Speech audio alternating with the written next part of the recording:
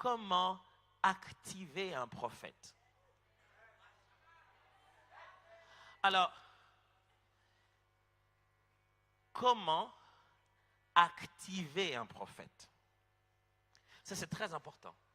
Parce que je sais que quand on parle de prophètes et de prophétiques ici, je sens fort dans mon cœur qu'il y a des gens qui se mettent toujours un peu à côté et se disent, ça, ce n'est pas pour nous. Soit compte tenu de l'âge, soit compte tenu de l'expérience, soit compte tenu de quelques condamnations qu'il y avait dans son cœur. Et le Seigneur a fait un si grand travail depuis ce matin à purifier nos cœurs, à nous pousser à croire à la grâce de Dieu qui est en Jésus-Christ, à nous pousser à croire qu'il nous a choisis, non pas pour ce que nous savons faire, mais juste parce qu'il nous aime, à mettre nos cœurs en bonne position. Ça, le Seigneur l'a fait. Et il l'a fait tellement bien depuis ce matin.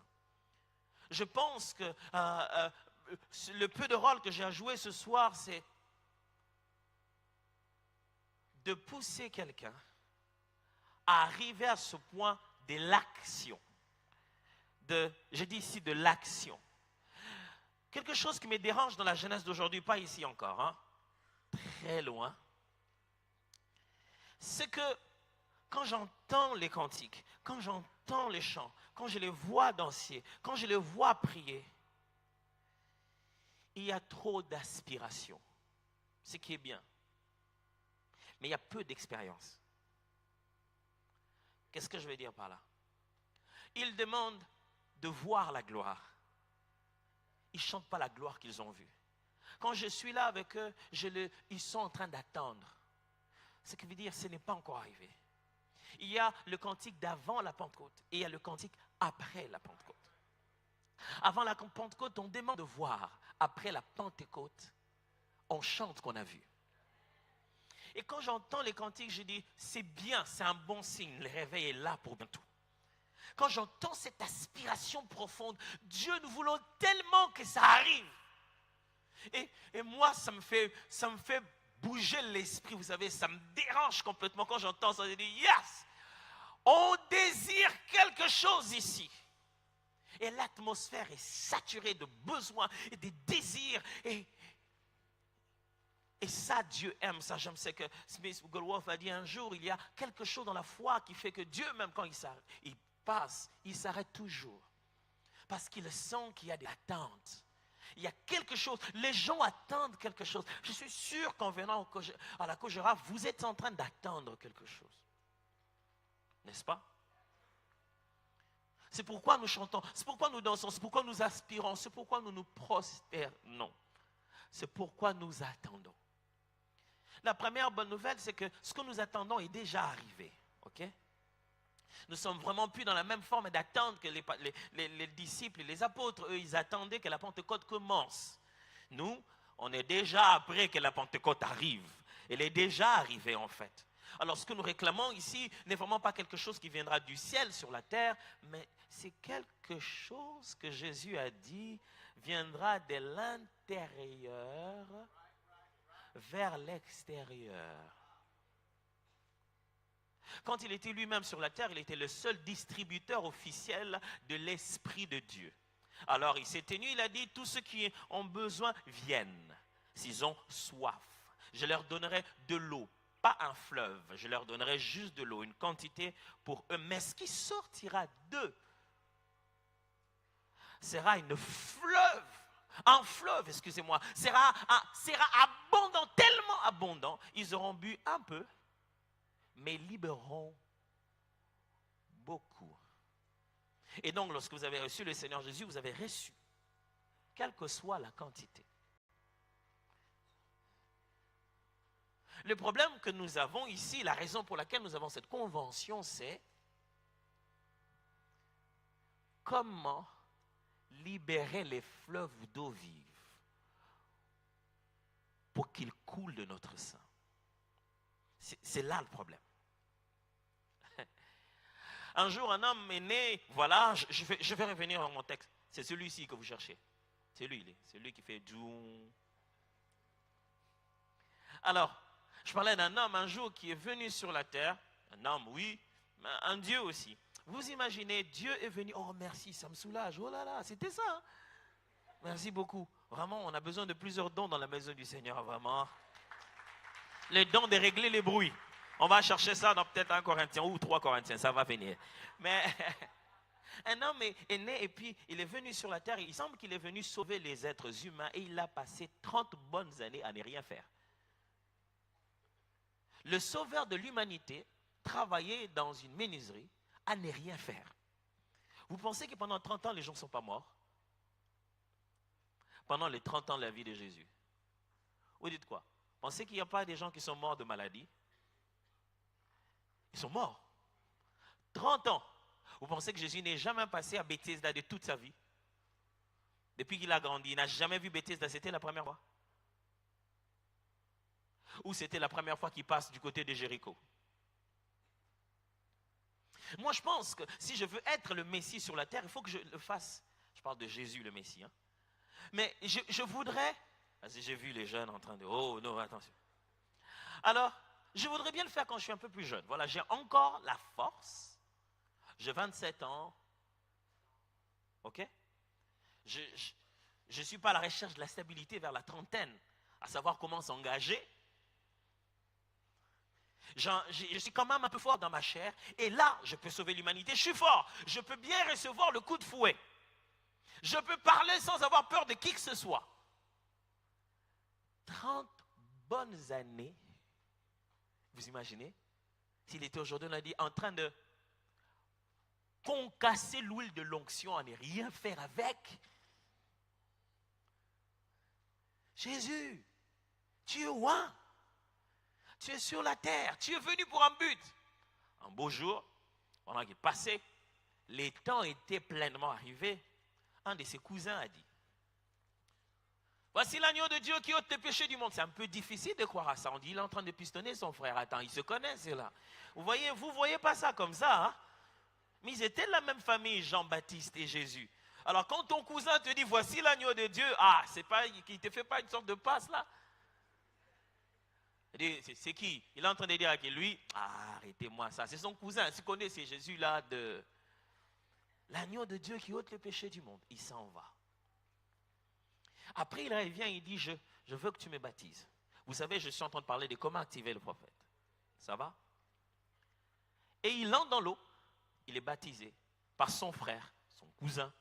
Il lui a dit, non, c'est toi qui dois me baptiser. Il dit, non, laissons faire. Il faut que les Écritures s'accomplissent. Il le baptise. Et quand il l'a baptisé, il le sort. Et c'est là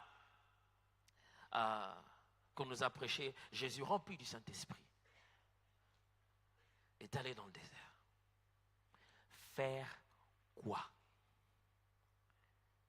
Ça fait longtemps que les déserts existent. Il y est passé par là.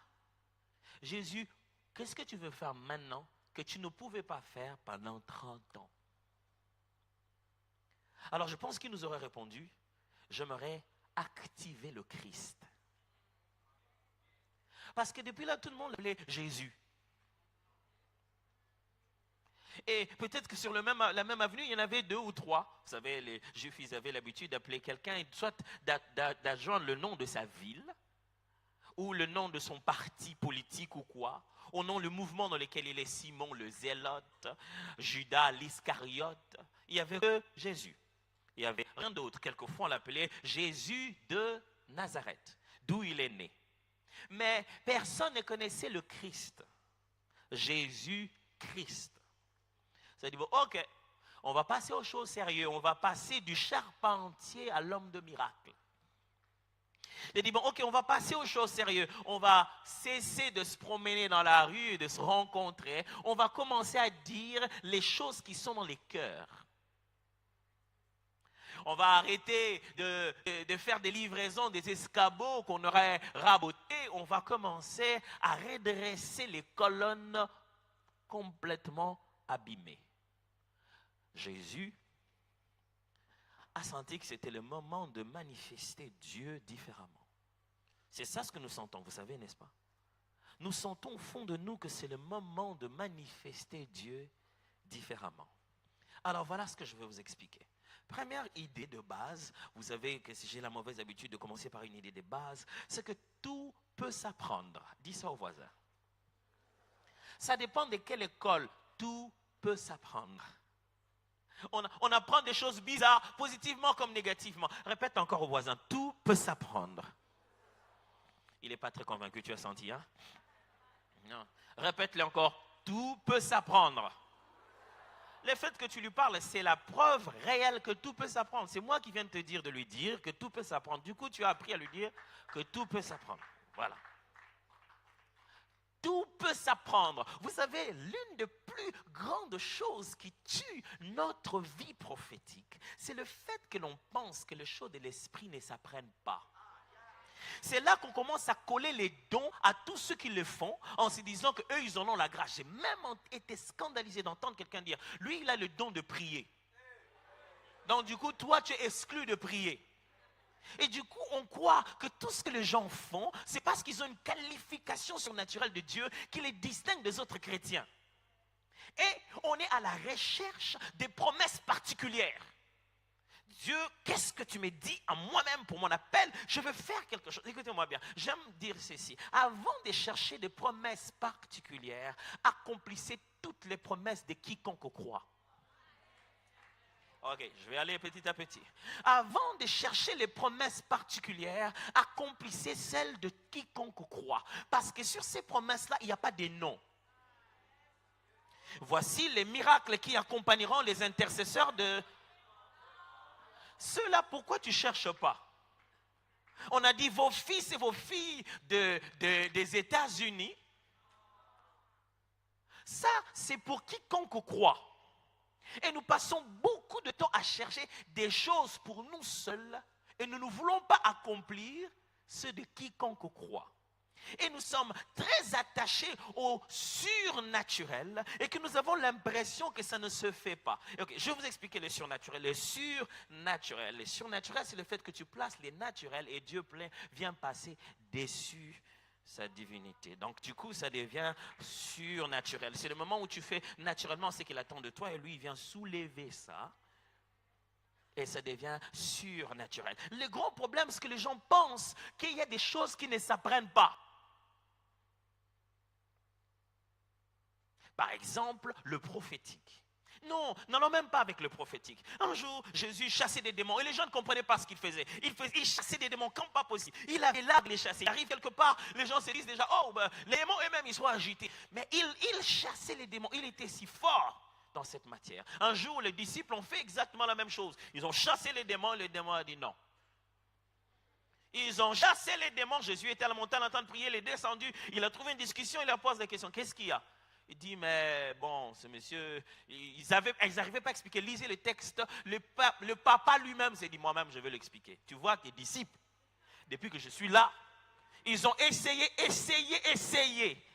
Vous voyez, même les choses de l'esprit, on essaye. Nous sommes dans une génération qui veut la perfection dès le premier pas. Sinon, Dieu allait créer le monde en un jour. Dieu est un Dieu de processus. Ce n'est pas parce qu'il est incapable que la terre est d'abord informe et vide. Je dis d'abord. Le créateur de l'humanité a commencé l'humanité par un chaos.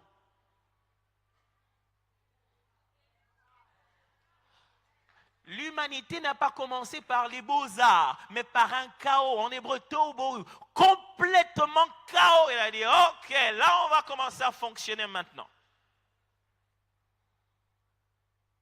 Tout peut s'apprendre. Alors Jésus leur dit, non, pour ces cas-ci, je vais vous dire, quelquefois vous n'avez pas le résultat qu'il fallait parce que vous n'avez pas fait la chose qu'il fallait. Regardez les disciples, ils voulaient que ces démons s'en aillent et Jésus leur dit, il aurait pu partir si vous avez cette information. Il n'a pas dit, si moi je vais le faire.